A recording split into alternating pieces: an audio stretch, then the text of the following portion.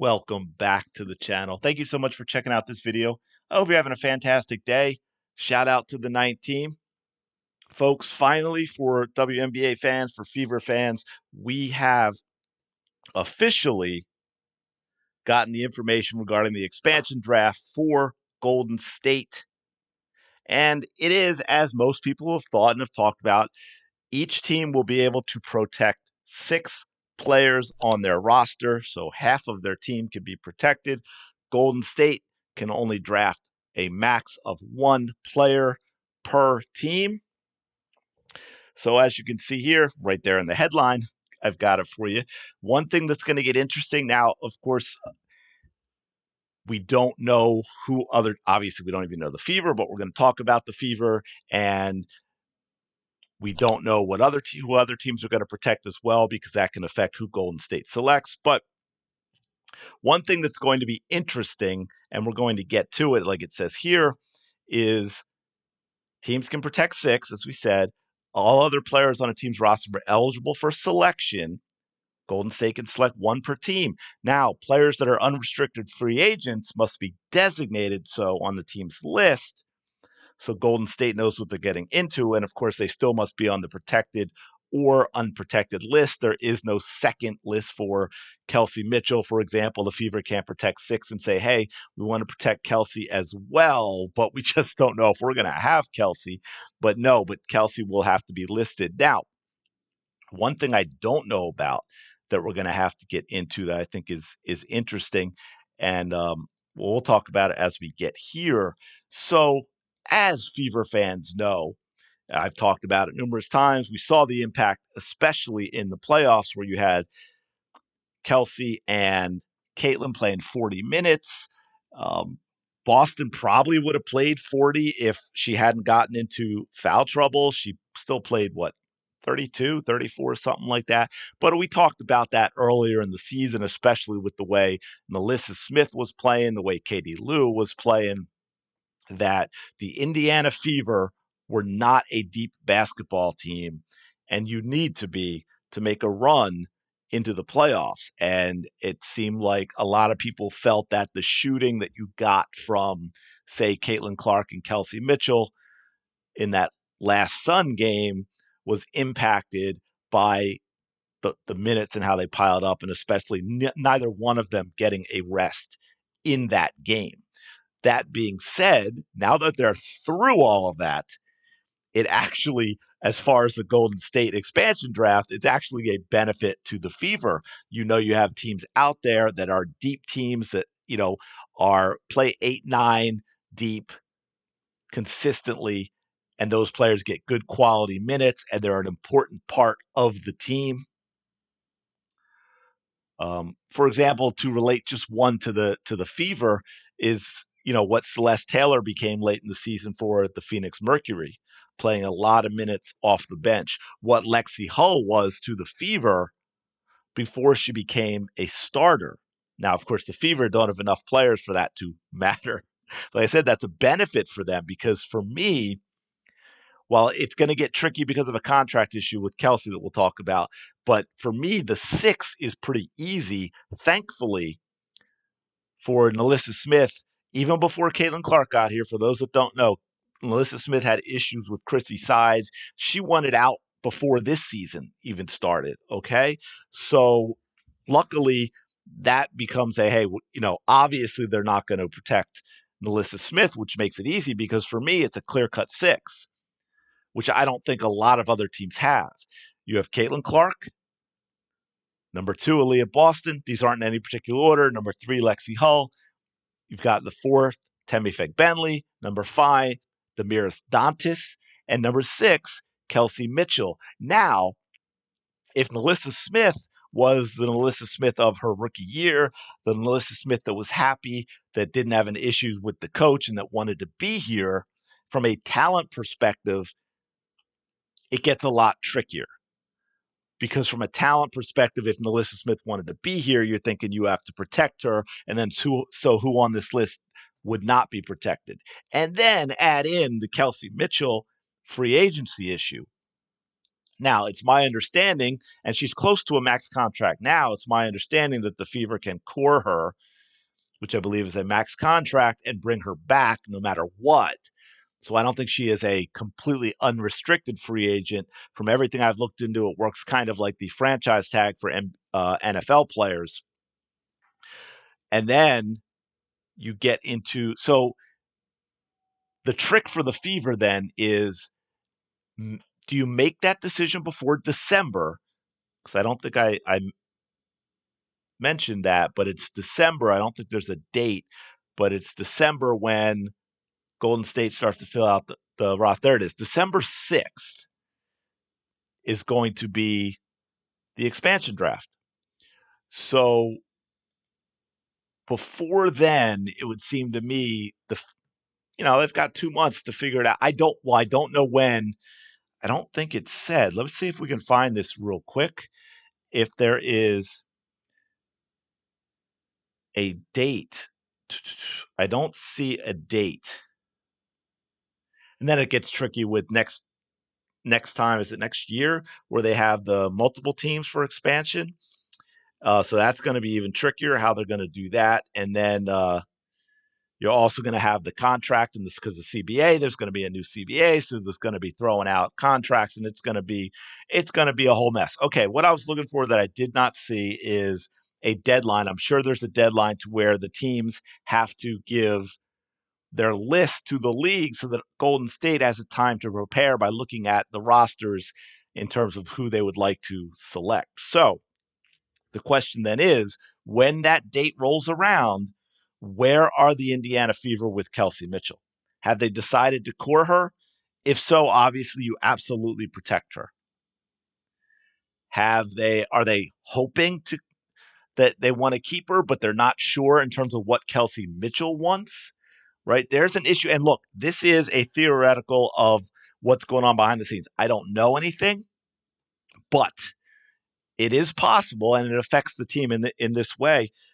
Does Kelsey Mitchell, or I should say, is Kelsey Mitchell going to be completely happy if the Indiana Fever core her? Would she be happy with that? Because if not, if she goes to the Fever and says, hey, look, I'm a free agent now, I want to leave, please do not core me and let me go, I would not be happy staying. Right. And then you run the risk of a Nalissa Smith situation next year with Kelsey Mitchell, which would be a disaster for the Fever. Now, I'm not saying that's how Kelsey Mitchell feels, but I'm saying that is a possibility. And this stuff needs to be figured out by the Fever before they protect their players. Because look, if you're going to lose Kelsey Mitchell, why protect her? Right. Now, again, thankfully, in a way, the Fever have a situation where if Golden State's going to take anybody, it's Nalissa Smith. But look, they could surprise you depending on who other teams protect and positioning and all that. Golden State might be like, hey, you know what? Nalissa Smith wasn't happy there. We saw what happened with the team and how she played. Yeah, maybe she's happy to come here now, but we don't know what it's going to be like in a year or two.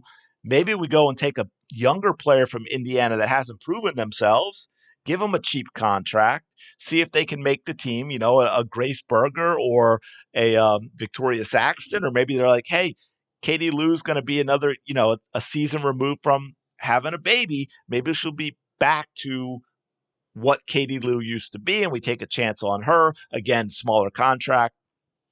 I don't know. I'm just throwing that out there as the type of things that factor into what Indiana is going to do. And then one thing I could not find. So again, let me know in the comments below if you know this. Let's say Kelsey Mitchell is left unprotected because of the free agency question marks. If Golden State takes her, can then Indiana core her after that? I would think not, because they left her unprotected. But then could she just sign with Indiana, not be cored, but just sign with Indiana as a free agent, go out as a free agent, get drafted by Golden State by being left unprotected, and then go sign with Indiana? I don't know. That would be interesting. But like I said, for me, I think these are the six. Now, Tammy Bentley's a little older. Demiris Dantas is a little older, right? They were both born in 92, but later, as you can see on here, September and November. So they'll be 32. So they'll only be 32 for the next season. Demiris Dantas obviously had some injury problems, but speaking strictly from a playability standpoint right now for next season, I loved what I saw in limited minutes from Dantas. Again, the only issue I have with her, she's not really the type of player you want offensively with up tempo. But when you get into sort of a look, we're not running, but we're going to move it up the court a little quicker than just walking into a traditional half court. She's helpful with that. She's great in terms of spreading out the court in the half court because of being a big body and being able to play underneath and get her own shot, but also being able to hit the three very well. I think that is one of the huge things she does for the team that, say, a Fag Bentley or a Boston or a Melissa Smith doesn't bring. When you've got, say, Clark and Hull and Mitchell and Dantas on the court at the same time, and then you either have a Fag Bentley or a Boston, that works wonders for the team in the half court in terms of the ability to spread out and get open threes. So, look, I would love to see Victoria Saxton back and Grace Berger back, and I think they will be even with this draft. I would love to see them get a chance to compete, which is yet another reason for Christy Sides to be gone, but that's a whole nother video. But I would love to see Grace Berger and Victoria Saxton have a chance to compete for minutes, especially when you consider that, look, Melissa Smith's going to be gone. Erica Wheeler may not be back. Okay, so, she's going to be 34 at the beginning of the season. She's got a huge contract. I don't know how that works in terms of, can you restructure it and bring her back on something smaller? That would be a possibility, because I'd actually like her around the team. And I think later in the season, when she was playing a little less, but it had adapted to playing with Clark, I think she was a much more productive, much more effective player when she was playing 9, 10 to 15 minutes a game in a role that I think she had figured out how to play that was different than the way she was used to playing, and kudos, shout out to her for that. So that could be important, but look, if Erica Wheeler's not back, Grace Berger is very, very important to the team, folks, because she's going to be the only backup point guard you have on the team. She's going to be the only other point guard you have on the team other than Caitlin Clark. So Grace Berger is going to be an important player next year, probably, unless there's a point. Is Odessa Sims available? I don't know. She may still be available now in free agency, and she's a point guard, so I don't know. Maybe they go and sign somebody like Odessa Sims. I don't know, but if not, Grace Berger may be the only point guard left on the team other than Caitlin Clark, depending on the Erica Wheeler situation. But I'm going to leave it there. Like I said, the only thing that makes it kind of tricky, and you start getting to what ifs and do this and do that, is Kelsey Mitchell. And now there are some other roster things like I just mentioned with Berger. And again, if Melissa Smith goes, right, Victoria Saxton is a forward. And we don't know what Katie Lou's going to be like next year, right? Katie Lou did not have a good season. Now, could she bounce back being further away from her having a baby? Yeah, she could, but we don't know. So Melissa Smith is a forward that'll probably be gone. Katie Lou may not be back, but even if she is, she may not be her. She's also a forward. Demiris Dantas, who I think could play center, is listed as a forward, and we don't know what her situation is like. She's had some injuries. Will she be back? So Victoria Saxton could be important as well. Saxton and Berger, it might have been great to get them minutes this year, at the very least for next year, but we'll see. But again, for me, setting aside all the what ifs and all that stuff, it's Caitlin Clark, Aaliyah Boston, Lexi Hull, Temi Feg Bentley, Demiris Dantas, and Kelsey Mitchell. They are the six that they build around. Hopefully you can bring back Saxton and Berger as well. And then everything after that, to me, is a question mark. But let me know your thoughts in the comments below. What do you think about what the team may do next season? What do you think? Who are your 6? And also, look, if maybe you decide Kelsey Mitchell gets left off because of this stuff, let me know that too. Or let me know you say, hey, these are my 6. It has to be these 6. But if it doesn't look like Indiana can bring back Kelsey Mitchell, they leave her unprotected, and this is who I would protect and all that great stuff.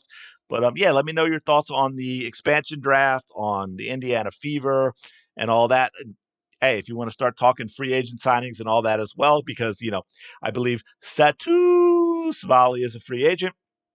I think Odessa Sims is a free agent. Those are possibilities. And then do they want to come to Indiana and deal with everything? But you know what? That's also stuff we can get to in another video. Let me know your thoughts in the comments below. Thanks so much for checking out this video. I really do appreciate it.